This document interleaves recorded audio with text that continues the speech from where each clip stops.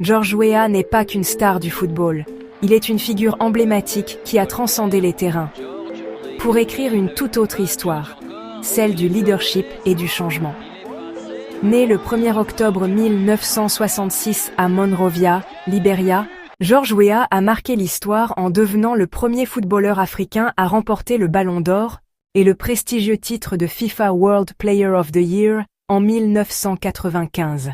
Repéré par Arsène Wenger, il quitte l'Afrique en 1988 pour rejoindre Monaco, où son talent éclate au grand jour. Son passage au Paris Saint-Germain, puis au Milan AC, le propulse au sommet du football mondial. Doté d'une vitesse fulgurante et d'une technique impeccable, il domine les défenses et inscrit des buts mémorables. Son palmarès est impressionnant. Championnat de France avec le PSG en 1994, Serie A à 2 reprises avec le Milan AC et une FA Cup remportée avec Chelsea. Mais Weah ne se contente pas d'être une légende du football.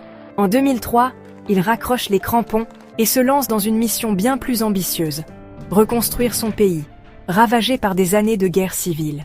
Élu sénateur du comté de Monserrado en 2014, il gravit rapidement les échelons politiques et remporte l'élection présidentielle en 2017 avec plus de 61% des suffrages. À la tête du Liberia depuis janvier 2018, il s'attelle à des réformes cruciales: développement des infrastructures, accès à l'éducation et relance économique. L'histoire de George Weah prouve qu'avec du talent et une détermination sans faille, il est possible de briser les barrières et d'atteindre les sommets. Son parcours, de joueur iconique à chef d'État, symbolise l'espoir et l'ambition d'un continent en quête de changement. Aujourd'hui, son nom demeure gravé dans l'histoire du football et dans celle du Liberia.